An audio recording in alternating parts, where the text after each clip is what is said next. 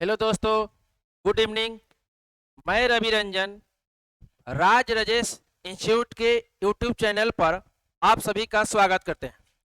आज हम लोग राज व्यवस्था के 15 महत्वपूर्ण सवालों का डिस्कशन करेंगे जो आपके Bihar SSC, BPSC teacher, BPSC, Bihar दरोगा एवं तमाम कॉम्पिटिटिव एग्जाम के लिए महत्वपूर्ण होगा। तो आइए 15 महत्वपूर्ण सवालों को देखते हैं। तो आज का पहला सवाल है, देखेंगे। आज का पहला सवाल है, क्षेत्रीय संबद्धता का सिद्धांत, डॉक्ट्रिन ऑफ टेरिटोरियल नेक्सस, निम्न में से किस अनुच्छेद में वर्णित है? क्षेत्रीय संबद्धता का सिद्धांत निम्नलिखित में से किस आर्टिकल में, किस अनुच्छेद में वर्णित है? आइए ऑप्शन देखते हैं। ऑप्शन ए है अनुच्छेद 245, अनुच्छेद 246, अनुच्छेद 247, अनुच्छेद 268। तो आप लोग भी कमेंट बॉक्स में आंसर देंगे और वीडियो को ज्यादा से ज्यादा शेयर करेंगे ताकि आपके साथ साथ आपके मित्र भी इसका फायदा ले सके। तो देखेंगे इसका आंसर होगा क्षेत्रीय संबद्धता। इसका वर्णन आर्टिकल 245 में वर्णित है। देखेंगे अनुच्छेद 245 में कहा गया है कि अगर कोई कानून राज्य सरकार के द्वारा बनाया जाता है तो वह कानून उस राज्य में ही लागू होगा। साथ ही साथ यदि उस कानून का संबंध, यदि उस कानून का विषय अगर किसी राज्य क्षेत्र से है तो वह उस पर भी लागू होगा, जिसे क्षेत्रीय संबद्धता का सिद्धांत कहा जाता है। इसका वर्णन आर्टिकल 245 में है। ऑप्शन है 246। देखेंगे अनुच्छेद 246 में कहा गया है कि केंद्र और राज्य के द्वारा जो कानून बनाए जाएंगे इसका अलग अलग जो है शक्ति होगा, अर्थात शक्तियों का विकेंद्रीकरण की बात कहा गया है। अर्थात अनुच्छेद 246 में 3 लिस्ट का वर्णन है। संघ सूची, जिसे यूनियन लिस्ट के नाम से जानते हैं, उसके बाद स्टेट लिस्ट जिसे राज्य सूची के नाम से जानते हैं, और तीसरा है कंकरेंट लिस्ट जिसे समवर्ती सूची के नाम से जानते हैं, जिसका वर्णन जो है आर्टिकल 246 में 3 लिस्ट का वर्णन है। यानी केंद्र अपना कानून बनाएगा और राज्य अपना कानून बनाएगा। अर्थात यूनियन लिस्ट में जो विषय यूनियन लिस्ट में वर्णित है उस पर कानून बनाने का अधिकार संघ सरकार को है, अर्थात संसद को है। राज्य सूची में जो स्टेट लिस्ट में जो विषय वर्णित है उस पर कानून बनाने का अधिकार राज्य सरकार को है, और समवर्ती सूची में जो विषय वर्णित है उस पर केंद्र और राज्य दोनों कानून बना सकते हैं। लेकिन एक ही विषय पर केंद्र और राज्य जब कानून बनाते हैं तो केंद्र के द्वारा बनाया गया कानून प्रभावी माना जाता है, जिसका वर्णन अनुच्छेद 246 में।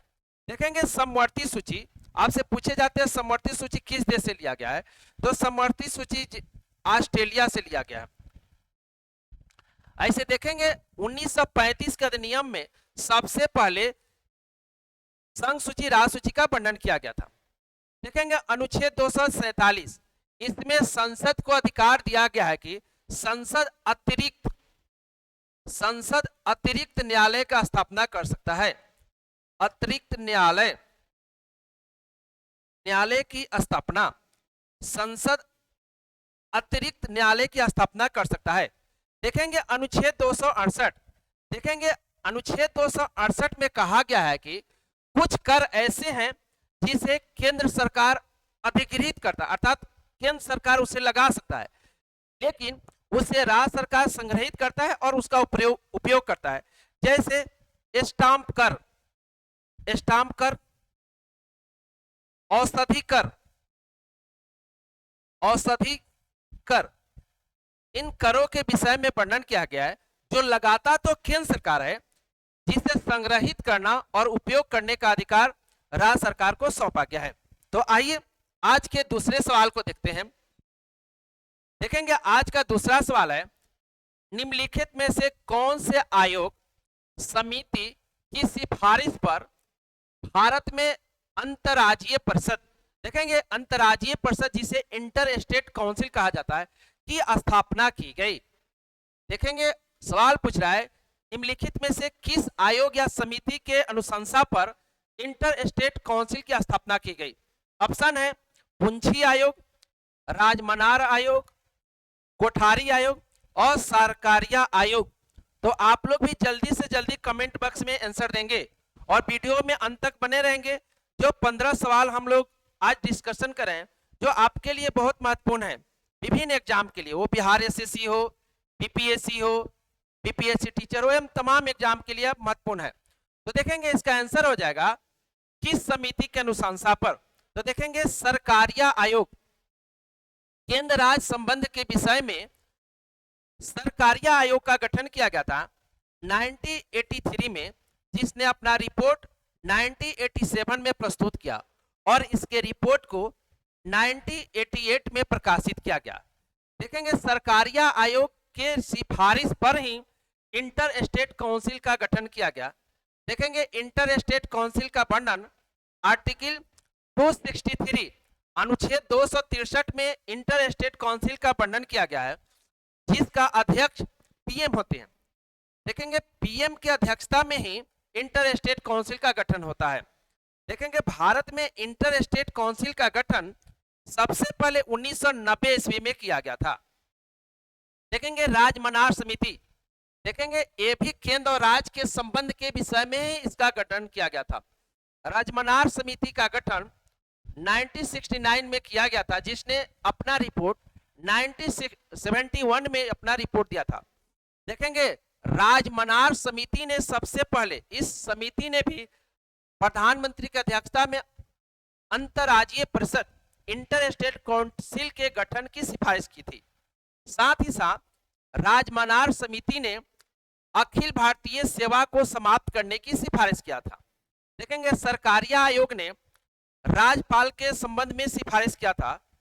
सरकारिया आयोग ने अपने सिफारिश में कहा था कि राज्यपाल का नियुक्ति करते समय राज्य के मुख्यमंत्री और राज्य के विपक्ष के नेता से परामर्श लेना चाहिए। साथ ही साथ सरकारिया आयोग ने सिफारिश किया था कि राज्यपाल का नियुक्ति करते समय राजनीतिक व्यक्ति का नियुक्ति नहीं होना चाहिए, प्रशासनिक व्यक्ति का नियुक्ति होना चाहिए। देखेंगे पुंछी आयोग, पुंछी आयोग का गठन भी केंद्र राज्य संबंध के विषय में ही किया गया था 2007 में, जिसने अपना रिपोर्ट 2010 में दिया था। कोठारी आयोग का गठन 1964 में किया गया था। इसका संबंध शिक्षा से है। शिक्षा में विकास के लिए, शिक्षा में सुधार के लिए कोठारी आयोग का गठन 1964 ईस्वी में किया गया था। आइए आज के तीसरे सवाल को देखते हैं। देखेंगे आज का तीसरा नंबर सवाल कहता है निम्नलिखित में से किस अनुच्छेद के तहत राष्ट्रीय पिछड़ा आयोग का गठन किया गया? देखेंगे बैकवर्ड कमीशन की बात कर रहा है। किस अनुच्छेद के तहत पिछड़ा वर्ग आयोग का गठन किया गया? ऑप्शन है अनुच्छेद 338 का ए, अनुच्छेद 338 का खंड बी, अनुच्छेद 338 का खंड सी और अनुच्छेद 338 का डी। तो आप लोग भी बताएंगे पिछड़ा वर्ग आयोग का गठन किस आर्टिकल के तहत किया गया था। तो देखेंगे इसका जवाब होगा अनुच्छेद 338 का बी। देखेंगे ऐसे सबसे पहले पिछड़ा वर्ग आयोग का गठन प्रथम ओबीसी कमीशन, प्रथम ओबीसी कमीशन का गठन 1953 में काका कालेलकर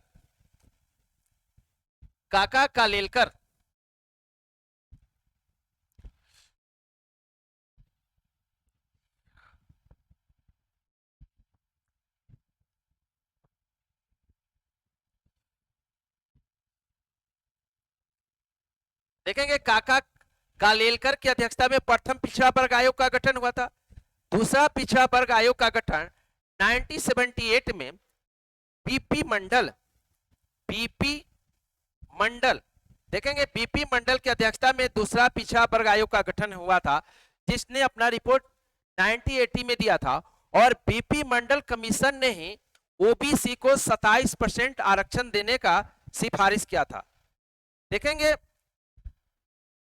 भारत सरकार के द्वारा यानी संसद के द्वारा पहली बार कानून पारित करके 1993 में पिछड़ा वर्ग आयोग का गठन किया गया था, लेकिन इससे संवैधानिक मान्यता नहीं मिला था। 123वें संविधान संशोधन के द्वारा 123वें संविधान संशोधन विधेयक और अधिनियम होगा 102वां, ध्यान में रखेंगे। 123वें संविधान संशोधन विधेयक और अधिनियम बना 102वां के द्वारा 2018 में ओबीसी कमीशन को, पिछड़ा वर्ग आयोग को संवैधानिक मान्यता दिया गया और पिछड़ा वर्ग आयोग का गठन किया गया, जिसका वर्णन संविधान के अनुच्छेद 338 के बी में इसका वर्णन किया गया है और इसको ऐड किया गया। देखेंगे अनुच्छेद 338 का ए, इसमें जो है अनुसूचित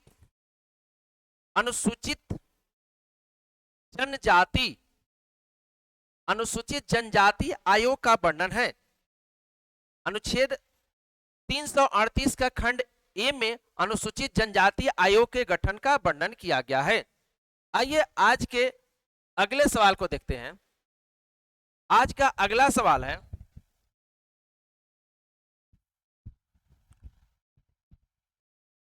आज के चौथा सवाल है, देखेंगे संविधान सभा में एकमात्र पारसी समुदाय का प्रतिनिधित्व था। देखेंगे संविधान सभा में पारसी समुदाय के एक व्यक्ति थे जिनका नाम क्या था। ऑप्शन है फ्रैंक एंथोनी, पीएच मोदी, एचएस गौड़ और डीपी खेतान। तो आप लोग भी बताएंगे संविधान सभा में पारसी समुदाय के एक व्यक्ति थे, उनका नाम क्या था। तो देखेंगे इसका आंसर हो जाएगा पीएच मोदी। पीएच मोदी संविधान सभा में एकमात्र पारसी समुदाय के व्यक्ति थे। फ्रैंक एंथोनी देखेंगे एकमात्र आंग्ल भारतीय जिन्हें एंग्लो इंडियन कहा जाता है। संविधान सभा में एंग्लो इंडियन के एक सदस्य थे जिसका नाम था फ्रैंक एंथोनी। डीपी खेतान, देखेंगे डीपी खेतान जो थे प्रारूप समिति के मेंबर थे।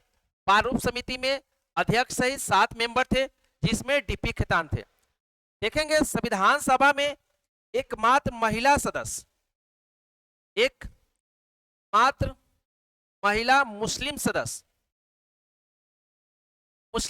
थी जिसका नाम क्या था। तो देखेंगे एकमात्र महिला मुस्लिम सदस्य थी जिनका नाम था बेगम एजाइज रसूल। बेगम एजाइज रसूल, देखेंगे बेगम एजाइज रसूल जो थे यूपी से इन्होंने प्रतिनिधित्व किया था। देखेंगे बिहार से एकमात्र महिला सदस्य, बिहार से एक महिला सदस्य थी, उसका नाम था सरोजनी नायडू।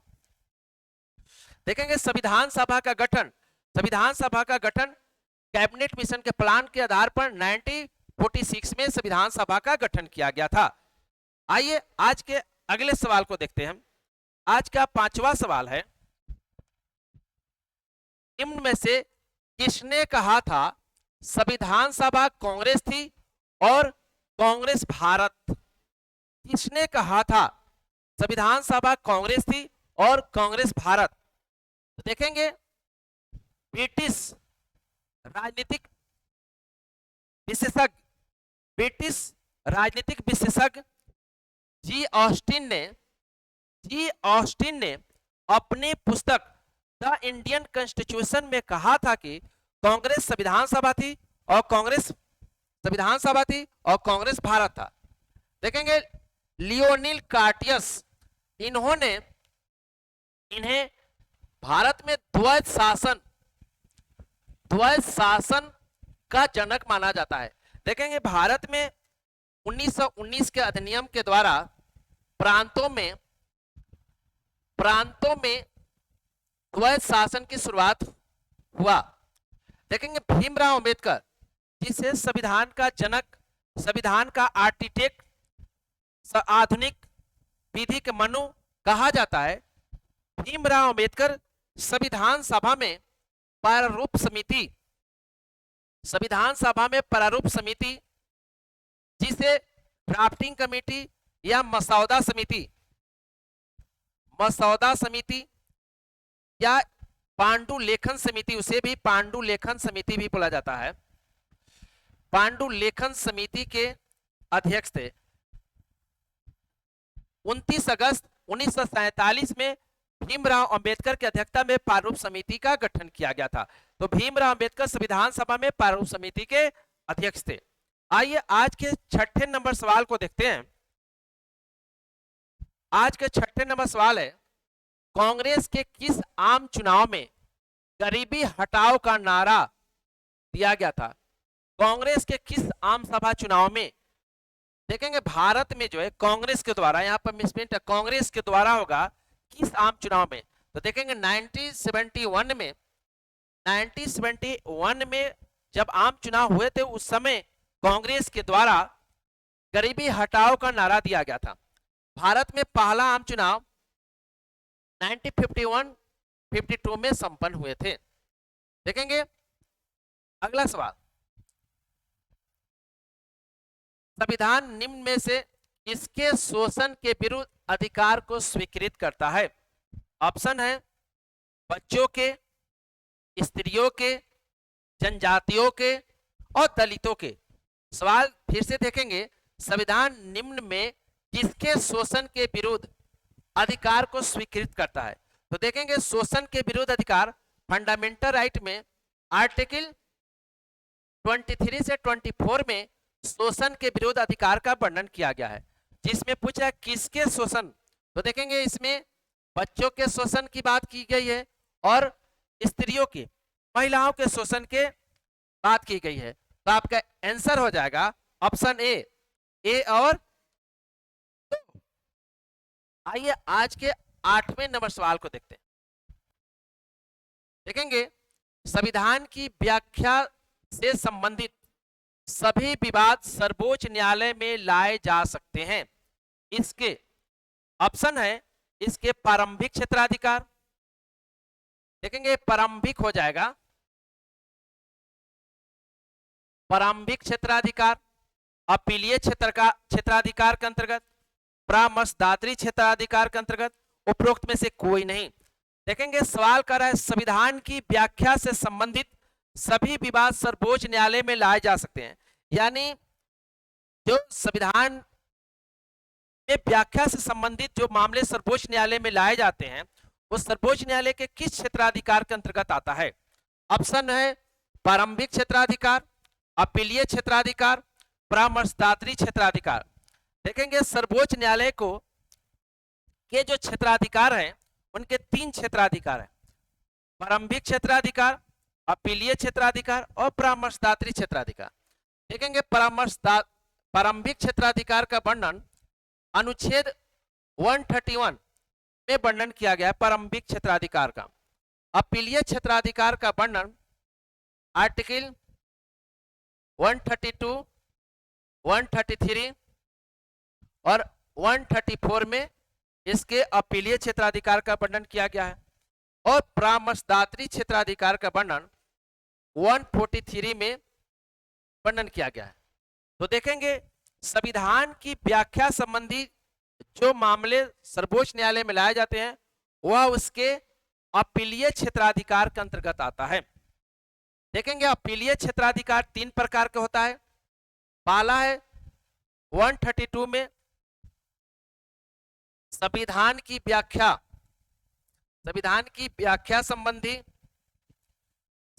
व्याख्या संबंधित अपील, उसके बाद है दीवानी अपील, उसके बाद है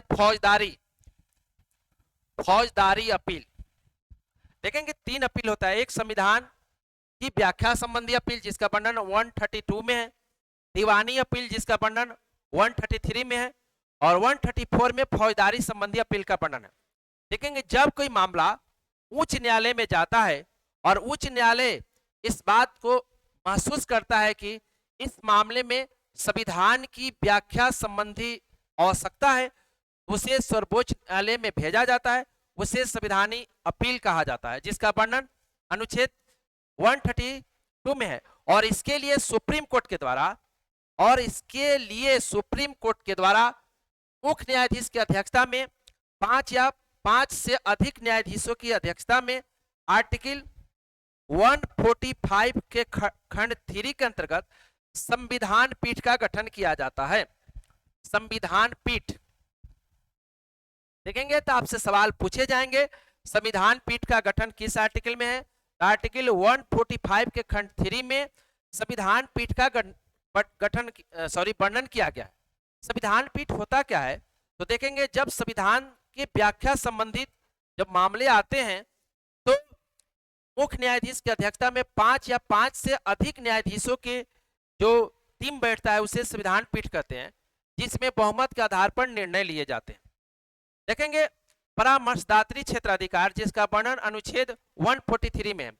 देखेंगे सर्वोच्च न्यायालय को यह शक्ति दिया गया है कि वह राष्ट्रपति को किसी महत्वपूर्ण मामले में परामर्श दे सकता है और राष्ट्रपति को भी अधिकार है कि किसी महत्वपूर्ण मामले में वह सर्वोच्च न्यायालय से परामर्श मांग सकता है। दोनों एक दूसरे से स्वतंत्र हैं। सर्वोच्च न्यायालय परामर्श दे भी सकता है, नहीं भी दे सकता है, और सर्वोच्च न्यायालय जो परामर्श देगा उसे राष्ट्रपति मानने के लिए बाध्य नहीं है। देखेंगे यह व्यवस्था कनाडा से लिया गया है।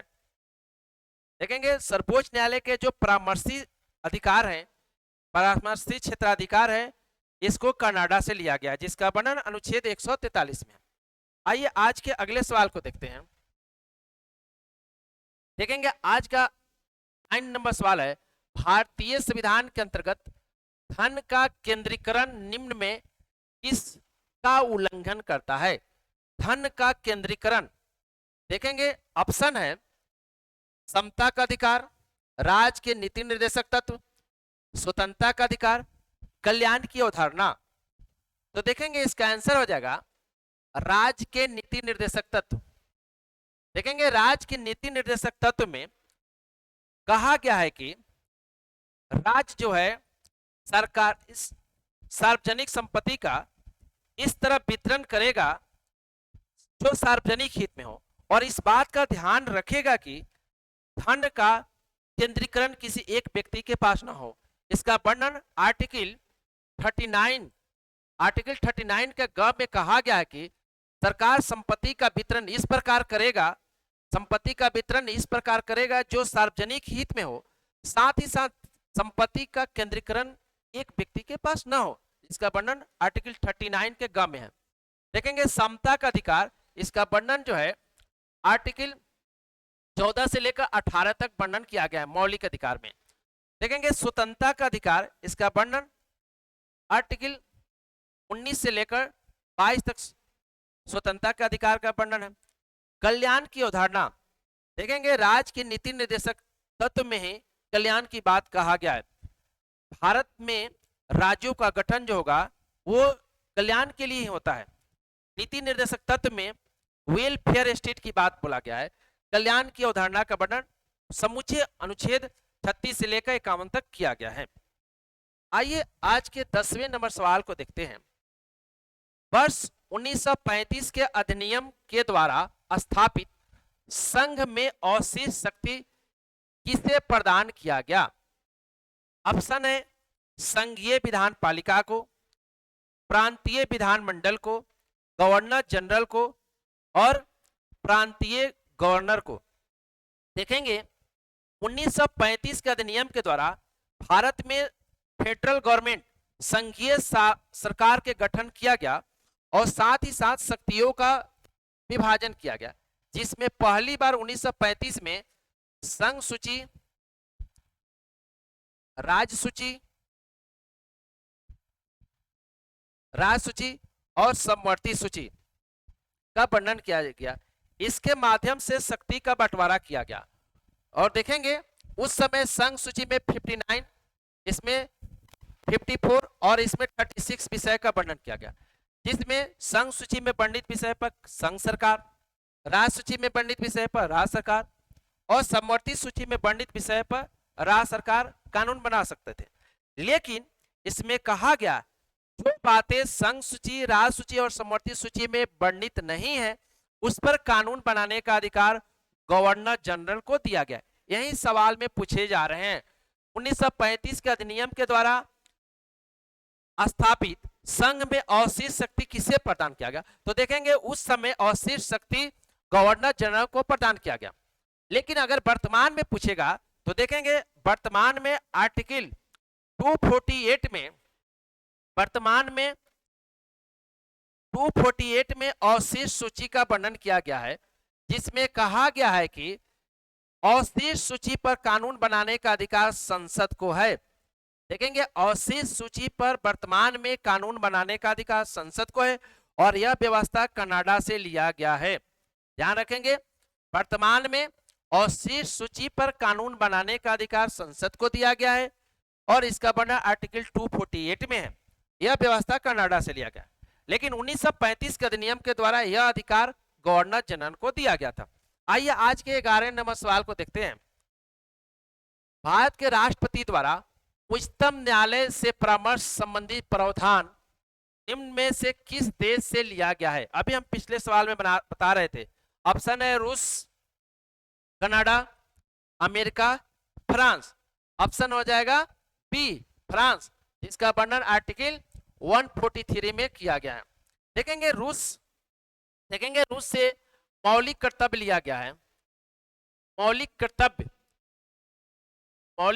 जो है रूस से लिया गया है। साथ ही साथ प्रस्तावना में वर्णित सामाजिक न्याय, सोशल जस्टिस, सामाजिक न्याय, आर्थिक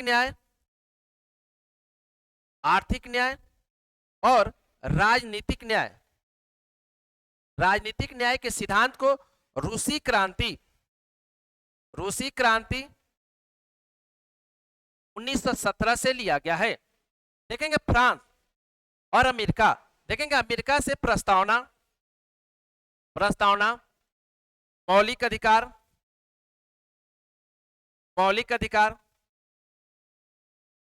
राष्ट्रपति का पद,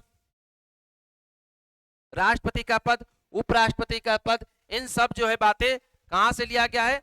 अमेरिका से लिया गया। फ्रांस, देखेंगे फ्रांस से जो है फ्रांसीसी क्रांति से भी लिया गया है। देखेंगे फ्रांसीसी क्रांति समानता, स्वतंत्रता और बंधुत्व,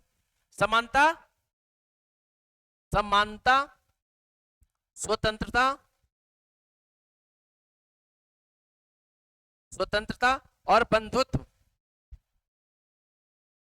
के आदर्श को फ्रांसीसी क्रांति 1789 से 1799 के बीच हुआ था। उस क्रांति का नारा ही था समानता, स्वतंत्रता और बंधुत्व। यह फ्रांसीसी क्रांति से लिया गया। आइए आज के 12 नंबर सवाल को देखते हैं। देखेंगे 12 नंबर सवाल कहता है भारत के राष्ट्रपति चुने जाते हैं। देखेंगे भारत के राष्ट्रपति कैसे चुने जाते हैं, इसमें पूछ रहा है राष्ट्रपति के निर्वाचन में कौन कौन भाग लेते हैं। तो ऑप्शन है लोकसभा के सदस्यों द्वारा, ऑप्शन बी है लोकसभा, राज्यसभा और राज्यों के विधानसभाओं के निर्वाचित सदस्यों द्वारा, ऑप्शन नंबर सी है राज्यसभा के सदस्यों द्वारा, ऑप्शन नंबर डी है लोकसभा राज्यसभा के सदस्यों द्वारा। तो देखेंगे आप लोग भी कमेंट बॉक्स में बताएंगे राष्ट्रपति के चुनाव में कौन कौन भाग लेते हैं। तो देखेंगे सबसे पहले राष्ट्रपति के निर्वाचक मंडल की बात पूछ रहा है। निर्वाचक मंडल देखेंगे राष्ट्रपति के निर्वाचक मंडल जो है, जिसे इलेक्टोरल कॉलेज बोला जाता है, यह लिया गया आयरलैंड से। देखेंगे यह व्यवस्था जो है आयरलैंड से लिया गया। राष्ट्रपति का पद अमेरिका से जरूर लिया गया है, लेकिन राष्ट्रपति के निर्वाचक मंडल आयरलैंड से लिया गया है, जिसका वर्णन आर्टिकल 54 में निर्वाचक मंडल का वर्णन किया गया है। इसमें कहा गया है लोकसभा, राज्यसभा और सभी राज्यों के विधानसभा के निर्वाचित सदस्य राष्ट्रपति के चुनाव में भाग लेंगे। तो आंसर हो जाएगा बी। लेकिन देखेंगे इसमें और जुड़ेगा, साथ ही साथ 70वें संविधान संशोधन के द्वारा 1992 में केंद्र शासित प्रदेश दिल्ली और पुडुचेरी विधानसभा के सदस्यों को भी राष्ट्रपति के चुनाव में भाग लेने का अधिकार दिया गया। अब अगले जब चुनाव होंगे तो देखेंगे जम्मू कश्मीर में भी विधानसभा का गठन होने वाला है। तो अगले जब चुनाव होंगे तो जम्मू केंद्र शासित प्रदेश जम्मू कश्मीर भी विधानसभा के सदस्य राष्ट्रपति के चुनाव में भाग लेंगे। तो आंसर होगा बी, यानी राष्ट्रपति के चुनाव में कौन कौन भाग लेते हैं? लोकसभा, राज्यसभा और राज्यों के विधानसभाओं के निर्वाचित सदस्य के द्वारा राष्ट्रपति निर्वाचित होते हैं। ध्यान रखेंगे 70वें संविधान संशोधन के द्वारा 1992 में केंद्र शासित प्रदेश दिल्ली और केंद्र शासित प्रदेश पुडुचेरी विधानसभा के सदस्यों को भी राष्ट्रपति के निर्वाचन में भाग लेने का अधिकार दिया गया। आइए आज के 13 नंबर सवाल को देखते हैं। राष्ट्रपति के निर्वाचन में राज्य का मुख्यमंत्री किस स्थिति में मतदान नहीं कर सकता है? देखेंगे राष्ट्रपति के निर्वाचन में मुख्यमंत्री राज्य के सीएम किस स्थिति में भाग नहीं लेंगे? तो ऑप्शन देखेंगे, ऑप्शन है वह स्वयं प्रत्याशी होता है। ऑप्शन बी है उस राज्य विधानमंडल के निचले सदन में अपना बहुमत सिद्ध करना शेष हो, वह राज्य विधानमंडल में उस सदन का सदस्य हो, वह राज्य विधानमंडल में निम्न सदन का सदस्य हो। तो देखेंगे अभी हम बता रहे थे आप लोगों को आर्टिकल 54 में कहा गया है कि राष्ट्रपति के चुनाव में लोकसभा, राज्यसभा के निर्वाचित सदस्य, सभी राज्यों के विधानसभा के निर्वाचित सदस्य भाग लेते हैं। तो देखेंगे वह विधानमंडल में उच्च सदन का सदस्य हो। आंसर यही होगा। अगर राज्य के मुख्यमंत्री विधान परिषद के सदस्य हैं तो भाग नहीं लेंगे। यहां पर देख लेंगे एक बार, देखेंगे विधानमंडल, इसके अंग होते हैं गवर्नर, विधानसभा और विधान परिषद। देखेंगे विधानसभा के जो सदस्य होते हैं उन्हें एमएलए कहा जाता है, मेंबर ऑफ लेजिस्लेटिव असेंबली। देखेंगे जो विधान परिषद के सदस्य होते हैं उन्हें एमएलसी कहा जाता है, मेंबर ऑफ लेजिस्लेटिव काउंसिल। देखेंगे कहा गया है आर्टिकल 168 में, देखेंगे अनुच्छेद 168 में कहा गया है कि राज्य में विधानमंडल होगा जिसमें राज्यपाल और विधानसभा, और जिस राज्य में विधान परिषद है उस राज्य में विधान परिषद। तो देखेंगे भारत के सभी राज्यों में विधान परिषद नहीं है, तो राष्ट्रपति के चुनाव में विधान परिषद के मेंबर अर्थात एमएलसी भाग नहीं लेते हैं। अगर मुख्यमंत्री विधान परिषद के सदस्य हैं तो राष्ट्रपति के चुनाव में भाग नहीं लेंगे। देखेंगे लिखा हुआ राज्य विधानमंडल में उच्च सदन, तो देखेंगे जो विधानसभा है उसे लोअर हाउस यानी निम्न सदन कहा जाता है, निम्न सदन कहा जाता है, और जो विधान परिषद होता है उसे अपर हाउस यानी उच्च सदन कहा जाता है। तो उच्च सदन के मेंबर यानी विधान परिषद के मेंबर राष्ट्रपति के चुनाव में भाग नहीं लेते हैं। तो आइए आज के 14 नंबर सवाल को देखते हैं। नगर निगम का अध्यक्ष निम्न में से कौन होता है? ऑप्शन है राज्यपाल, मुख्यमंत्री, महापौर, चेयरमैन। तो देखेंगे भारत में शहरी स्वशासन का वर्णन किया गया है, जो भारत में 3 स्तरीय शहरी स्वशासन है, जिसका नाम है नगर पंचायत, नगर पालिका परिषद और नगर निगम। तो जो नगर निगम के जो अध्यक्ष होते हैं उन्हें महापौर या मेयर कहा जाता है। इनका कार्यकाल 5 वर्ष होता है। और आइए आज के 15 नंबर सवाल और अंतिम सवाल को देखते हैं। 15 नंबर सवाल कहता है ग्राम सभा के 2 बैठकों के बीच कितना अवधि से अधिक नहीं होना चाहिए? ग्राम सभा, देखेंगे ग्राम सभा के 2 बैठक के बीच कितना समय अंतराल होना चाहिए? तो इसका आंसर होगा 3 महीना। कहा गया है कि ग्राम सभा के बैठक बार बार होंगे, हमेशा होंगे, लेकिन ग्राम सभा के 2 बैठक के बीच 3 माह से अधिक का अंतराल नहीं होना चाहिए। देखेंगे यहाँ पर 2 महीना लिखा है। ग्राम पंचायत और पंचायत समिति, इसमें कहा गया है कि ग्राम पंचायत का बैठक मुखिया बुलाएंगे, लेकिन 2 बैठक के बीच 2 महीना से ज्यादा अंतराल नहीं होना चाहिए। पंचायत समिति के बैठक के बीच 2 महीना से ज्यादा गैप नहीं होना चाहिए। देखेंगे संसद और विधानमंडल के लिए कहा गया है संसद के 2 बैठक के बीच 6 महीना से ज्यादा गैप नहीं होना चाहिए। ऐसे संसद के सामान्यतः 3 बैठक होते हैं, बजट सत्र, मानसून सत्र और शीतकालीन सत्र।